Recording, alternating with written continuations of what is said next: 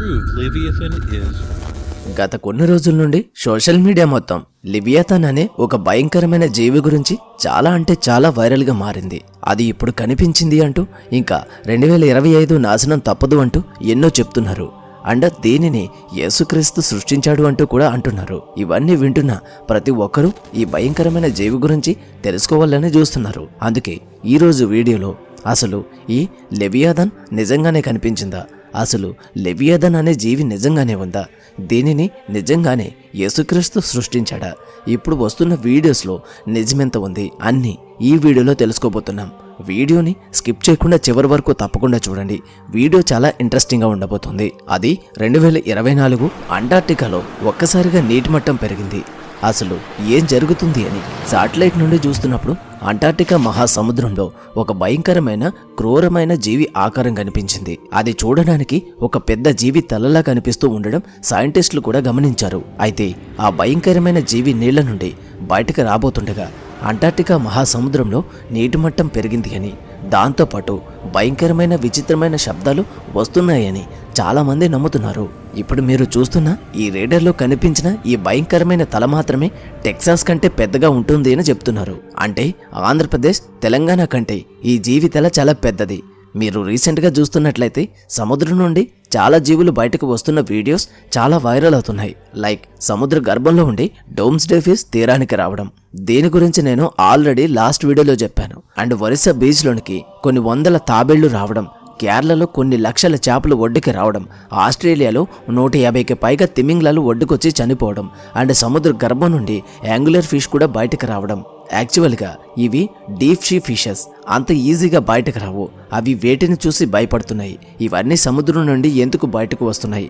ఈ ఇన్సిడెంట్స్ అన్నిటికీ సముద్ర గర్భంలో ఉండే ఈ జీవికి ఏమైనా కనెక్షన్ ఉందా? నాసాకి ఈ జీవి గురించి అంతా తెలిసి కూడా సైలెంట్గా ఉందా? బైబిల్లో కూడా ఈ జీవి గురించి మెన్షన్ చేశారు. ప్రళయం వచ్చే ముందు ఈ జీవి నిద్రలేస్తుంది అని. ఇప్పుడు ఈ జీవి మేల్కొందా? ఈ జీవికి సంబంధించిన చాలా ఆధారాలు మన దగ్గర ఉన్నాయి. ఇవాల్టి వీడియోలో మనం ఈ జీవి కథ ఏంటి, ఇప్పుడు జరిగే ఈ ఇన్సిడెంట్స్ అన్నిటికీ రీజన్ ఏంటి, 2025లో నిజంగానే ప్రళయం రాబోతుందా, వీటన్నిటి గురించి ఇన్ డీటెయిల్గా డిస్కస్ చేద్దాం. అండ్ ఇలాంటి ఇన్సిడెంట్ జరుగుతున్నప్పుడు నేను ఖచ్చితంగా మాట్లాడతాను. కొన్ని నిమిషాల్లోనే అందరికీ అర్థమయ్యే భాషలో ఎక్స్ప్లెయిన్ చేస్తాను. నేను వీడియో పోస్ట్ చేసిన వెంటనే మీ దాకా రావాలి అంటే మన ఛానల్ని సబ్స్క్రైబ్ చేసుకుని బెల్ ఐకాన్ తప్పకుండా ఆల్లో పెట్టుకోవడం మర్చిపోవద్దు. ఇక టాపిక్లోనికి వెళ్ళిపోతాం.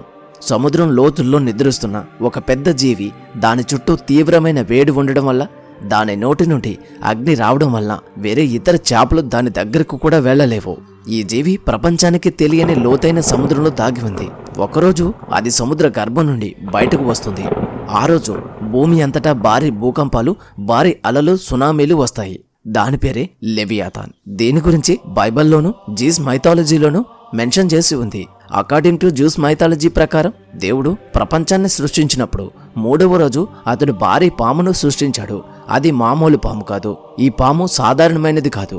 దాని పొలుసులు ఇనుములాంటి బలంతో ఉంటాయి. దాని ఆకారం చాలా పెద్దగా ఉంటుంది. ఈ పాము డ్రాగన్లా అగ్నిని వదులుతుంది. దాన్ని ఓడించగల సామర్థ్యం ఏ మనిషికి లేదు. అంతటి అసాధారణమైన శక్తులతో దేవుడు ఈ పాముని సృష్టించాడట. భూమిపై మంచి చెడులను బ్యాలెన్స్ చేయడానికి ఈ బలమైన పామును సృష్టించాడు. అలాంటి పాము ఒకటి కాదు, 2 సృష్టించబడ్డాయి. అయినప్పటికీ అవి పునరుత్పత్తి చేయడం ప్రారంభిస్తే ప్రపంచంలో మిగతా ఏ జీవులకు జీవం ఉండదని గ్రహించి మగజీవిని మాత్రమే దేవుడు ఈ భూమి మీద ఉంచాడు. ఆ తరువాత ఈ పాము సముద్రంలోనికి, లోతైన ప్రాంతాల్లోనికి వెళ్ళిపోయింది. ఆ పాము పేరే లెవియాథన్. ఈ పాము అంతా రక్తంతో కప్పబడి ఉంటుంది. ఈ పాము కనుక తోకను కదిలిస్తే భూమి మీద భూకంపాలు వస్తాయి. అంతేకాకుండా అది సముద్రం నుండి బయటకు వచ్చే సమయంలో ప్రపంచం ఒక భయంకరమైన కాలంగా ఉంటుంది. అది ఉద్భవించినప్పుడు భూమిలో ప్రళయం వస్తుంది అని జ్యూస్ మైథాలజీలో ఉంది. ఈ లెవియాథన్ పాము యొక్క భారీ పరిమాణం వల్ల మరియు శక్తి వల్ల భూమి మీద భయంకరమైన విధ్వంసం సంభవిస్తుంది. ఈ భారీ పాము భూమిని కదిలిస్తే ప్రపంచమే భయంతో వణికిపోతుంది. దాని ఊపిరి భూమిపై పెద్ద అగ్ని పర్వతంలా పేలుతుంది. అనేక ప్రాంతాల్లో భారీ సునామీలు ఏర్పడతాయి. ఈ పాము ఆకాశంలోనికి ఎగిరి భూమిని తిరిగి చూస్తే దాని తల భూమి వైపుకు తిప్పినప్పుడు సూర్యుని కూడా కప్పేంత పెద్దగా ఉంటుంది అని చెప్తారు. ఈ లెవియాథన్ ఎదిరించడానికి ఎవరూ లేరు అని చెప్పవచ్చు. కానీ జ్యూస్ పురాణాల ప్రకారం మంచివారు మాత్రమే దేవుణ్ణి ఆరాధిస్తారు. అలా ఆరాధించినప్పుడు దేవుడు వారిని స్వర్గానికి తీసుకెళ్తాడు. చివరికి దేవుడు లెవియథాన్ని ఎదిరించి దాన్ని నాశనం చేసి విజయాన్ని సాధిస్తాడు. ఆ తర్వాత భూమిపై మంచివాళ్లు మాత్రమే మిగులుతారు. ఇదంతా జ్యూస్ మైథాలజీలో ఉంది.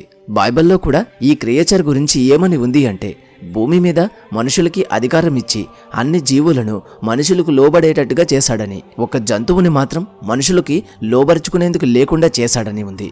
అదే మనం మాట్లాడుతున్న క్రూరమైన జంతువు లెవియాథాన్. నాకు ఈ బైబిల్ గురించి కానీ వాటిలో ఉండే అధ్యాయాల గురించి కానీ సరిగ్గా తెలియవు. బైబిల్లో God created the great she master అని క్లియర్గా ఉంది. ఈ ప్రపంచాన్ని సృష్టించిన తర్వాత 5వ రోజున దేవుడు ఈ మాన్స్టర్ని సృష్టించాడని మెన్షన్ చేసి ఉంది. అండ్ బైబిల్లో ఇది కూడా ఉంది, you broke the heads of leviathan in pieces అని ఉంటుంది. అంటే లివియోథాన్కి 1 కంటే ఎక్కువ తలలు ఉన్నాయని, దేవుడు వాటిని తొలగించాడని బైబిల్లో ఉంది. అండ్ రీసెంట్గా వైరల్ అవుతున్న ఈ గూగుల్ మ్యాప్స్లోని ఆకారాన్ని చూసి ప్రపంచమంతా ఇదే లెవియాథాన్ అని నమ్ముతుంది. అండ్ ఈ క్రియేచర్ ఇప్పుడు మేల్కొంది అండ్ ఈ సముద్రపు జీవులన్నీ భయపడి బయటకు వస్తున్నాయని జనాలందరూ నమ్ముతున్నారు. ఎందుకంటే ఇప్పటి వరకు మనుషులు కేవలం 5% సముద్రాన్ని మాత్రమే ఎక్స్ప్లోర్ చేశారు. మనుషులు వెళ్ళింది కేవలం 10 కిలోమీటర్ల లోతు వరకు మాత్రమే. ఇంకా మహాసముద్రం ఎంత ఉందో ఎవరికీ తెలియదు. అందుకే జనాలు లెవియోథాన్ ఉందని చాలా బలంగా నమ్ముతారు. బట్ వీటన్నిటికీ సైంటిఫిక్ ఎవిడెన్సెస్ లేవు. అయితే గూగుల్ మ్యాప్స్లో కనిపించేది ఏంటంటే సోటియా ఫ్లేట్స్ అని అంటారు. ఇవి టైటానిక్ ఫ్లేట్స్ సౌత్ ఆఫ్రికాకి అంటార్క్టికాకి మధ్య లొకేట్ అయి ఉన్నాయి. ఈ గూగుల్ మ్యాప్స్ని జూమ్ అవుట్ చేసి చూస్తే ఈ ఫ్లేట్స్ అన్ని రీఅసెంబుల్ అయ్యి ఒక స్నేక్ షేప్లా కనిపిస్తుంది అంతే. మరి ఈ సముద్రపు జీవులు దేన్ని చూసి భయపడి ఒడ్డుకు వస్తున్నాయి అంటే దానికి కూడా వాలిడ్ సైంటిఫిక్ రీజన్ ఉంది. ఒరిస్సా బార్డర్లోనికి 7 lakhs రిటల్స్ వచ్చాయి. అవి ఎవ్రీ ఇయర్ వస్తాయి. ఎందుకు వస్తాయి అంటే మాస్ నాస్టింగ్ చేయడానికి, అంటే గుడ్లు పెట్టడానికి. ఇవన్నీ ఆల్వ్యూ రెడర్ రిటల్స్. వీటి స్పెషాలిటీ ఏంటంటే ఇవి ఎక్కడ పుట్టాయో అక్కడికే మాస్ నాస్టింగ్ చేయడానికి వస్తాయి. కేరళలో కూడా చాలా ఫిషెస్ ఒడ్డుకి రావడాన్ని చూసాం కదా, వాటిని సాడియన్ రష్ అంటారు. ఈ ఫిషెస్ అన్ని కూల్ వాటర్ని వెతుక్కుంటూ కేరళ హాస్టల్స్కి వచ్చేసాయి. ఇదేం ఫస్ట్ టైం కాదు, చాలా సార్లు వచ్చాయి. ఆస్ట్రేలియాలో కూడా చాలా వేల్స్ ఒడ్డుకు వచ్చేసాయి కదా, వాటిని ఫాల్స్ కిల్లర్ వేల్స్ అంటారు. వేల్స్ అన్ని ఒక ప్లేస్ నుండి ఇంకొక ప్లేస్కి వెళ్తున్నప్పుడు వాళ్ళ గ్రూప్లోనే ఒక లీడర్ని చూస్ చేసుకుంటాయి. అదే లీడర్ మ్యాగ్నెటిక్ ఇంబ్యాలెన్స్ వలనో ఇంజూరీస్ వలనో రూట్ మర్చిపోతే వేల్స్ అన్ని అలా ఒడ్డుకు వచ్చేస్తాయి. మొన్న తస్మానియాలో మోర్ దెన్ 200 వేల్స్ ఒడ్డుకు వచ్చేసాయి. అక్కడ గవర్నమెంట్ వాటిని రిటర్న్ ఓషన్లోనికి పంపడానికి ఎంత ట్రై చేసినా ఓషన్ కరెంట్ వేవ్స్ కి అవి రిటర్న్ వచ్చేసాయి. ఇదేం ఫస్ట్ టైం కాదు, హిస్టరీలో చాలా సార్లు జరిగింది. ఏజెన్సీలో వాటర్ వేవ్స్ ఇలా స్క్వేర్ షేప్ లో కనిపించాయి కదా, అవి ఎప్పుడు ఇలా వస్తాయి అంటే 2 వేవ్స్ 2 డిఫరెంట్ యాంగిల్స్ లో ట్రావెల్ చేస్తూ ఒక రైట్ యాంగిల్లో కొలైడ్ అయినప్పుడు ఇలా వాటర్ వేవ్స్ స్క్వేర్ షేప్ లో కనిపిస్తాయి. స్పెయిన్ లో ఏదైతే యాంగులర్ ఫిష్ కనిపించిందో అది అంతకు ముందు కూడా కనిపించింది. కానీ డెత్ కండిషన్ లో స్పెయిన్ లో కనిపించిన యాంగులర్ ఫిష్ చాలా ఇంజ్యూరియస్ అయి ఉంది. అందుకే అది పైకి వచ్చేసింది. పైకి వచ్చిన కొద్దిసేపటికే అది చనిపోయింది. అండ్ మెక్సికో వాటర్లో మనకి కనిపించిన ఫిష్ పేరే డోమ్స్డే ఫిష్. అది కోస్టల్ ఏరియాకు ఎందుకు వచ్చింది అంటే ఎప్పుడైతే ఓషన్లో సెస్మిక్ యాక్టివిటీస్ అవుతాయో అవి ఆ చేంజెస్ని తట్టుకోలేనప్పుడు బయటకు వచ్చేస్తాయి. ఏదైతే మనం ఓవర్ ఫిష్ని చూసామో అది సివియర్గా ఇంజూర్ అయి ఉంది. అందుకే అది రిటర్న్ ఓషన్లోనికి వెళ్ళలేకపోయింది. సో సముద్రంలో జరిగే అబ్నార్మల్ యాక్టివిటీస్కి అండ్ ఈ లివియోథాన్ గురించి మీకు క్లారిటీ వచ్చింది అనుకుంటున్నాను.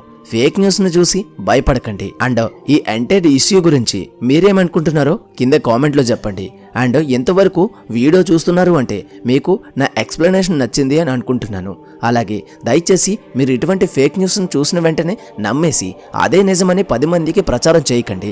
ఇలా క్లారిటీ వీడియోస్ వచ్చినప్పుడు అవి చూసి వాటిలో వచ్చిన ఇన్ఫర్మేషన్ని మాత్రమే 10 మందికి షేర్ చేయండి. ఈ రోజు వీడియోకి ఇంతే. ఈ వీడియో కనుక మీకు నచ్చినట్లయితే తప్పకుండా లైక్ చేయండి. అలాగే మరిన్ని మంచి వీడియోస్ కోసం మన ఛానల్ని సబ్స్క్రైబ్ చేసుకుని బెల్ ఐకాన్ ఆల్లో పెట్టుకోండి. మళ్ళీ మరొక మంచి వీడియోతో కలుద్దాం. Until then thank you, bye.